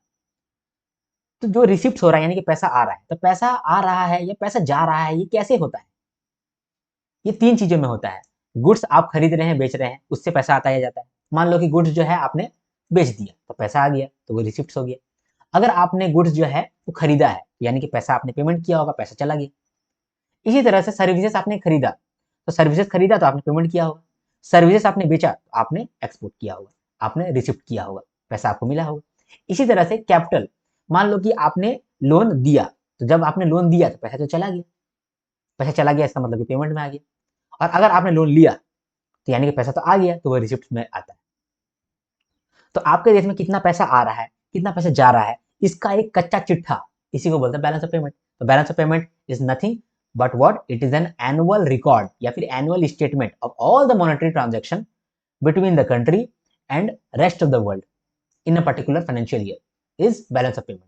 मोटा मोटी बैलेंस ऑफ पेमेंट मतलब balance of receipt and payment. इसका मतलब कि रिसिप्ट में क्या होगा, रिसिप्ट गुड्स सर्विसेज और कैपिटल, और पेमेंट क्या होगा, गुड्स सर्विसेज कैपिटल। अच्छा, इसमें से भी अगर आप अलग कैटेगराइजेशन करें तो कैपिटल जो है यानी कि लोन आप ले रहे हैं या लोन आप दे रहे हैं, तो ये हर साल नहीं होता है। अगर आप गौर करेंगे तो हर साल नहीं होता है, ये 10 साल 20 साल 20 साल के लिए कोई लोन दे दिया, 10 साल के लिए कोई लोन दे दिया, तो लोन जो है वो लंबे समय के लिए रहता है, तो वो बार बार नहीं होता है। तो ये इसी को हम लोग अलग कैटेगराइज करके कैपिटल अकाउंट अलग से लिखते हैं और करंट अकाउंट अलग से लिखते हैं। करंट अकाउंट में वो लिखते हैं जो हर साल होता है, तो हमको ये मालूम चलता है कि हर साल क्या क्या चीज बढ़ रहा है, क्या क्या घट रहा है, ये हम लोग को ट्रेंड भी मालूम चलता है। ठीक है, तो गुड्स और सर्विसेज, इन सब का जब हम लोग सिर्फ बैलेंस देखते हैं, गुड्स का सर्विसेज का सिर्फ बैलेंस देखते हैं, उसको बोलते हैं करंट अकाउंट। ठीक है, तो अगर मैं बोलूं कि सिर्फ गुड्स और सर्विसेज जो है ना, इसमें बहुत सारा रिसिप्ट हो रहा है और पेमेंट बहुत कम कर रहे हैं, इसका मतलब आप समझ रहे हो कि हम लोग बहुत सारा गुड्स सर्विसेज बेच रहे हैं तब तो रिसिप्ट हो रहा है, और पेमेंट हम लोग बहुत कम कर रहे हैं, यानी कि हम लोग कम खरीद रहे हैं। तो हम लोग क्या कर रहे हैं एक्चुअली में देखा जाए तो गुड्स एंड सर्विसेज का एक्सपोर्ट कर रहे हैं, तभी जाकर रिसिप्ट हो रहा है। तो एक्सपोर्ट हम लोग ज्यादा कर रहे हैं, इंपोर्ट कम कर रहे हैं। अगर एक्सपोर्ट ज्यादा करेंगे, इंपोर्ट कम करेंगे, इसका मतलब कि हम लोग सरप्लस में हैं, हमारे पास ज्यादा पैसा है, रिसिप्ट ज्यादा हो रहा है। ठीक है, तो इसको बोलते हैं करंट अकाउंट सरप्लस। अगर अब अगर सोचो कि हम लोग पेमेंट ज्यादा कर रहे हैं, हम लोग खाली इंपोर्ट कर रहे हैं, पेमेंट कर रहे हैं, इंपोर्ट कर रहे हैं, और हम लोग जो है अपना सामान, अपना गुड्स, अपना सर्विसेज बेच ही नहीं रहे हैं, खाली खरीद रहे हैं, खाली खरीद रहे हैं, इंपोर्ट कर रहे हैं। जब अगर इंपोर्ट हम लोग ज्यादा करेंगे यानी कि हम लोग डेफिसिट में है, इसी को बोलते हैं करंट अकाउंट डेफिसिट। ठीक है, गुड्स जो होता है इसको हम लोग बोलते हैं विजिबल, ये दिखता है, गुड्स का ही ट्रेड होता है, सर्विसेज का ट्रेड नहीं होता है, सर्विसेज डिलीवर होता है। मैं आपको कोई चीज समझाता हूँ तो मैं आपके दिमाग में ये सारा कंटेंट डाल दे रहा हूँ, दिख रहा है क्या, दिख तो नहीं रहा है, लेकिन आपके दिमाग में चला जा रहा है। ये क्या है, इनविजिबल है। लेकिन अगर मैं आपको एक बुक दूं या फिर मान लो कि कोई डायरी दूं, तो वो डायरी दिखेगा, उसके बदले पैसा लूं तो वो दिखेगा कि वो गुड्स मैं बेच रहा हूँ, लेकिन मैं अभी आपको क्या बेचता हूँ, सर्विसेज बेचता हूँ। ठीक है, मैं मेंटरशिप के अंदर क्या करता हूँ, वो आप सर्विसेज दे रहा हूँ, सर्विसेज डिलीवर होती है। ठीक है, लेकिन गुड्स जो है वो मतलब विजिबल होता है, गुड्स का ट्रेड होता है। तो गुड्स जो होता है ना, जो बैलेंस ऑफ गुड्स होगा उसको हम लोग बोलेंगे बैलेंस ऑफ विजिबल्स। अगर बैलेंस ऑफ सर्विसेज देख रहे हैं यानी कि सर्विसेज का हम लोग रिसिप्ट से पेमेंट देख रहे हैं, तो उसको बोलेंगे बैलेंस ऑफ इनविजिबल। तो balance of visible, balance of invisible आपने समझ लिया। तो विजिबल जो है यानी कि गुड्स का जो बैलेंस है, उसको कैसे देखते हैं, उसको हम लोग बैलेंस ऑफ ट्रेड से देखते हैं। देखो हम लोग ने क्या कहा कि गुड्स का ट्रेड होता है, गुड्स हमेशा ट्रेड होते रहता है, तो गुड्स का ट्रेड होता है तो हम लोग बैलेंस ऑफ ट्रेड का मतलब कि बैलेंस ऑफ गुड्स देखते हैं, गुड्स का कितना रिसिप्ट हुआ, गुड्स का कितना पेमेंट हुआ। तो गुड्स का कितना रिसिप्ट हुआ, गुड्स का कितना पेमेंट हुआ, इसको जब देखते हैं इसको बोलते हैं balance of trade. Balance of trade मतलब export of goods minus import of goods. Total export हम लोग कितना किए हैं माइनस टोटल इंपोर्ट हम लोग कितना किए हैं, इसको बोलते हैं बैलेंस ऑफ ट्रेड। ओके, अगर हम लोग एक्सपोर्ट ज्यादा कर दिए इंपोर्ट से तो हम लोग हो गए ट्रेड सरप्लस में। अगर हम लोग इंपोर्ट ज्यादा कर लिए, एक्सपोर्ट कम किए तो हम लोग ट्रेड डेफिसिट में हो गए। हम लोग जितना एक्सपोर्ट किया उतना इंपोर्ट किए तो हम लोग ट्रेड इक्विलिब्रियम में हो गए। ठीक है, तो ट्रेड का मतलब कि गुड्स का बात हो रहा है। ठीक है, और अगर हम लोग करंट अकाउंट की बात करें यानी गुड्स का भी बात करें, सर्विसेज का भी बात करें, और कैपिटल का अकाउंट की बात करें यानी कि लोन का बात कर रहे हैं, एफडीआई एफपीआई इसका बात कर रहे हैं। डन, ठीक है, बस यही है, सब कुछ यही है। ठीक है, समझ गए आप। चलो, इसके बाद इसी चीज को हम लोग अलग तरीके से भी समझे थे। ठीक है, अलग तरीके से यहाँ समझे थे। ठीक है, यहाँ पर अलग तरीके से समझे थे, सेम चीज को अलग तरीके से समझे थे। देखो अभी मैं आपको समझा भी देता हूँ। ठीक है, जैसे बैलेंस ऑफ पेमेंट जो है वो दो दो पार्ट में बंटता है, एक balance in current account, balance in capital account. Current account का मतलब कि जो हर साल हो रहा है, हर साल क्या क्या होता है, गुड्स का सर्विसेज, गुड्स और सर्विसेज बिकता है और खरीदा जाता है। जब हम लोग गुड्स का रिसिप्ट और पेमेंट देखते हैं उसको बोलते हैं बैलेंस ऑफ गुड्स या बैलेंस इन विजिबल। और अगर सर्विसेज का हम लोग देखते हैं ट्रेड या फिर सर्विसेज का एक्सपोर्ट इंपोर्ट देखते हैं तो उसको बोलते हैं बैलेंस ऑफ सर्विसेज और बैलेंस इन इनविजिबल। तो बैलेंस ऑफ गुड्स या बैलेंस इनविजिबल, इसके अंदर हम लोग बैलेंस ऑफ ट्रेड देखते हैं। बैलेंस ऑफ ट्रेड का मतलब total import, sorry total export minus total import. ठीक है, या total export minus total import. ठीक है। अगर एक्सपोर्ट ज़्यादा हो गया तो सरप्लस, अगर एक्सपोर्ट कम हो गया तो डेफिसिट, और एक्सपोर्ट इक्वल हो गया इंपोर्ट से तो इक्विलिब्रियम। ठीक है। ट्रेड शब्द आएगा तो गुड्स का बात हो रहा है। ठीक है। बैलेंस इन सर्विसेज, सर्विसेज में बैलेंस जब देखते हैं तो ये देखते हैं कि सर्विसेज में कितना रिसिप्ट हुआ है, सर्विसेज में कितना पेमेंट हुआ है ना।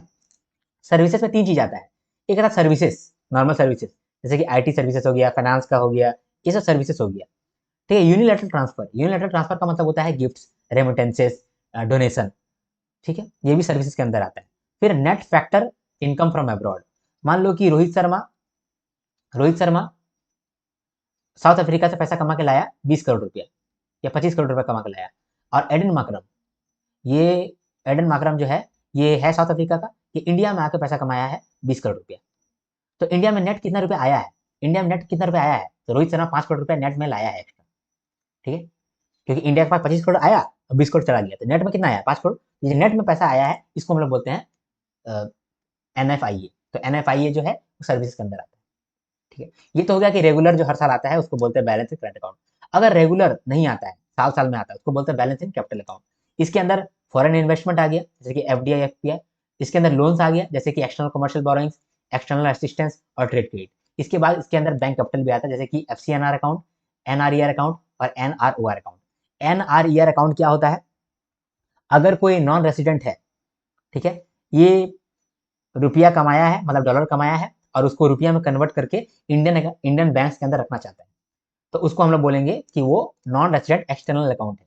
इसके बाद नॉन रेसिडेंट ऑर्डिनरी अकाउंट, तो उसको बोलते हैं NROR अकाउंट। इसमें क्या होता है, नॉन रेसिडेंट जो होते हैं ये जो भी पैसा कमाते हैं इंडिया से ही, जैसे कि रेंट हो गया, डिविडेंड हो गया, ये तो इंडिया से कमा रहे हैं, इंडिया से जो वो कमाते हैं वो इंडियन बैंक में रखना चाहते हैं, तो वो रख सकते हैं, रुपीज में ही रख सकते हैं। इसके बाद है FCNR अकाउंट। FCNR अकाउंट मतलब कि फॉरेन करेंसी में अकाउंट कमा रहे हैं, मतलब फॉरेन करेंसी में पैसा कमा रहे हैं। तो जो नॉन रेजिडेंट्स हैं जो कि फॉरेन करेंसी में पैसा कमा रहे हैं, तो वो पैसा आउटसाइड इंडिया कमा रहे हैं और वो पैसा रखना चाहते हैं डॉलर में, यूरो में, इंडियन बैंक के अंदर, तो वो रख सकते हैं। उस तरह अकाउंट को बोलते हैं FCNR अकाउंट। ठीक है, तो यहाँ पर हम लोग पूरा पूरी समझ लिए चीज़ों को, कुछ रह गया होगा तो मैं वापस समझा दूंगा। देखो यहाँ जैसे कि अकाउंटिंग ट्रीटमेंट अगर आपसे पूछा जाए तो बैलेंस ऑफ पेमेंट जो है इसमें डबल एंट्री ऑफ अकाउंटिंग रहता है। ठीक है, डबल एंट्री ऑफ अकाउंटिंग रहता है। ओके, डबल एंट्री सिस्टम रहता है, इसको आप याद रखिएगा। क्रेडिट का मतलब जो भी पैसा आता है उसको बोलते हैं क्रेडिट, और जो पैसा जाता है उसको बोलते हैं डेबिट। ठीक है, तो क्रेडिट के अंदर क्या क्या रहेगा, कौन कौन सा चीज को हम लोग क्रेडिट करेंगे, अगर पैसा आ रहा है उससे उसको क्रेडिट कर देंगे, अगर पैसा जा रहा है तो डेबिट कर देंगे। ठीक है, क्रेडिट और डेबिट दो जगह करते हैं, कैपिटल अकाउंट में भी करते हैं और करंट अकाउंट में भी करते हैं। करंट अकाउंट मतलब कि जो करंट अकाउंट यानी कि रेगुलर पैसा आ रहा है जा रहा है, हर साल आता जाता है। ठीक है, कैपिटल अकाउंट का मतलब कि ऐसा पैसा जो कि कभी कभार आता है, 3 साल 4 साल में आता है या 5 से 6 साल में आता है, तो उसको हम लोग कैपिटल अकाउंट में लिखते हैं। पैसा आएगा तो क्रेडिट, पैसा जाएगा तो डेबिट। जैसे कि एक्सपोर्ट ऑफ गुड्स, गुड्स का एक्सपोर्ट हुआ तो पैसा आया, पैसा आया तो क्रेडिट लिख दिए या फिर क्रेडिट कर दिए। ठीक है, तो आपसे अगर क्वेश्चन में पूछेगा कि कुछ भी आपसे पूछ लेगा, जैसे मान लो interest earn from abroad, abroad से हम लोग इंटरेस्ट अर्न किए हैं, तो वो कहाँ पर आएगा, पैसा आया, पैसा आया मतलब क्रेडिट में आएगा। ठीक, या फिर आपसे पूछ ले कि लोन का रिपेमेंट हम लोग किए हैं, अगर हम लोग लोन का रिपेमेंट किए हैं यानी पैसा चला गया है, पैसा चला गया इसका मतलब डेबिट हो गया। अगर मान लो कि लोन का रिपेमेंट कोई हम लोग को किया है, हम लोग लोन दिए थे, वापस लोन का रिपेमेंट आया है, पैसा आया है तो हम लोग क्रेडिट कर देंगे, पैसा आया क्रेडिट, पैसा गया debit. Your account has been credit with 2 rupees, your account has been debited with 2 rupees. ठीक, समझ में आ गया। बैलेंस ऑफ ट्रेड क्या होता है, बैलेंस ऑफ पेमेंट क्या होता है, ये आप समझ गए। ट्रेड का मतलब होता है गुड्स, जब गुड्स का बात कर रहे हो तो बैलेंस ऑफ ट्रेड, अगर पेमेंट का बात कर रहे हो यानी कि total receipt minus total payment, goods services capital सब आ गया इसके अंदर। ठीक है, तो यहाँ पर मैंने लिखा हुआ भी है, इसको आप रीड करना चाहो तो रीड कर लेना। ठीक, इसके बाद डिसइक्विलिब्रियम क्या होता है, बैलेंस ऑफ पेमेंट के अंदर डिसइक्विलिब्रियम क्या होता है। देखो बैलेंस ऑफ पेमेंट का मतलब कि balance of receipt and payment, कितना रिसिप्ट हो रहा है कितना पेमेंट हो रहा है इसका बैलेंस। तो इसमें हो सकता है कि आइडियली होना चाहिए जीरो, जितना आपका रिसिप्ट हो रहा है, जितना पैसा आपको मिल रहा है उतना ही तो आप पेमेंट करोगे। ऐसा थोड़ा है कि जो पैसा आपको मिला भी नहीं है वो भी आप पेमेंट कर दिए, जितना पैसा आपको मिलेगा उतना तो आप पेमेंट करोगे। तो ideally receipt equal to payment होना चाहिए आइडियली, लेकिन कभी कभी नहीं होता ऐसा। ठीक है, डिसइक्विलिब्रियम आ जाता है। तो 4 तरीके से आता है। पहला तो पाकिस्तान जैसा हो रहा है, पाकिस्तान में क्या है कि खाली वो लोग पैसा मतलब मिल नहीं रहा है उसको, पेमेंट कर रहा है, पैसा पेमेंट कर रहा है, पैसा मिल नहीं रहा है, तो वो फंडामेंटल डिसइक्विलिब्रियम पे है। उसका रिसिप्ट तो हो नहीं रहा है, पेमेंट होते जा रहा है, तो वो उसमें बहुत प्रॉब्लम है, वो एक क्रोनिक डेफिसिट है उसके पास। ठीक है, प्रॉब्लम है उसके पास, तो उसको जो है ना पॉलिसी इंटरवेंशन कराना पड़ेगा, रिफॉर्म्स कुछ लाना पड़ेगा। इंडिया में भी सेम हालत था 1991 के क्राइसिस में, तो हम लोगों ने एलपीजी रिफॉर्म्स लेकर के आए थे। ठीक है? ये हो गया फंडामेंटल डिसइक्विलिब्रियम, सच में प्रॉब्लम आ गया। एक साइक्लिकल डिसइक्विलिब्रियम जो अभी चल रहा है, ट्रेड वॉर चल रहा है, ठीक है, अभी रशिया यूक्रेन का वार चल रहा था, अमेरिका भी वार के अंदर आ गया है, ईरान के अंदर वार चल रहा है, ठीक है, तो हमास के अंदर वार चल रहा है। ये सब क्या हो रहा है, इसकी वजह से क्या हो रहा है कि सप्लाई चेन प्रॉब्लम में आ जा रहा है। तो साइक्लिकल हो सकता है कि साइकिल कभी किसी कंट्री में रिसेशन आ गया हो, किसी कंट्री में बूम आ गया हो, तो इसकी वजह से क्या होता है, साइक्लिकल डिसइक्विलिब्रियम आ जाता है। तो इंपोर्ट ज़्यादा लोग करने लगते हैं, एक्सपोर्ट कम करने लगते हैं, ठीक है, तो ये हो जाता है। लोग खाली पेमेंट कर रहे हैं, रिसिप्ट नहीं कर पा रहे हैं, या फिर कोई रिसिप्ट कर रहा है, पेमेंट नहीं कर पा रहा है, ठीक है, तो ये सब प्रॉब्लम होता है। इसको बोलते हैं साइक्लिकल डिसइक्विलिब्रियम। एक होता है स्ट्रक्चर डिसइक्विलिब्रियम। इसके अंदर क्या होता है कि कंट्री का स्ट्रक्चर चेंज हो रहा है, लोगों का प्रेफरेंस चेंज हो रहा है, जैसे कि टेक्नोलॉजी में शिफ्ट आ गया। मान लो कि आप जो है वो पुराना किताब कॉपी बेचते थे, लेकिन अब सब कुछ ऑनलाइन हो गया है, तो आपका पास तो अब एक्सपोर्ट नहीं होगा, क्योंकि आप कॉपी किताब बेचते हैं, वो तो एक्सपोर्ट नहीं होगा। स्ट्रक्चर में चेंज आ गया है, कंज्यूमर का प्रेफरेंस बदल गया है, तो उस केस में जो डिसइक्विलिब्रियम आता है उसको बोलते हैं स्ट्रक्चर डिसइक्विलिब्रियम। एक नॉर्मल होता है, टेम्पररी जो होता है उसको बोलते हैं टेम्पररी डिसइक्विलिब्रियम। ये जो डिसइक्विलिब्रियम है इसको ठीक कैसे करते हैं, इसका बहुत सारा तरीका है। एक होता है ऑटोमेटिक मेजर, कुछ मत करो अपने आप ठीक हो जाएगा, ठीक है, कुछ मत करो अपने आप ठीक हो जाएगा। एक होता है डेलिब्रेट मेजर, कुछ करना पड़ेगा। इसी में तीन चीज आता है, एक मॉनिटरी मेजर्स, एक ट्रेड मेजर्स, और एक होता है मिसलेनियस मेजर। मॉनिटरी मेजर का मतलब कि मनी सप्लाई पहले कम कर दो, इससे क्या होगा कि डिमांड कम हो जाएगा, प्राइस भी कम हो जाएगा, और डिमांड कम हो जाएगा तो लोग इंपोर्ट कम करेंगे, इंपोर्ट कम करेंगे तो एक्सपोर्ट बढ़ जाएगा, तो इससे हमारा बैलेंस ऑफ पेमेंट ठीक हो गया।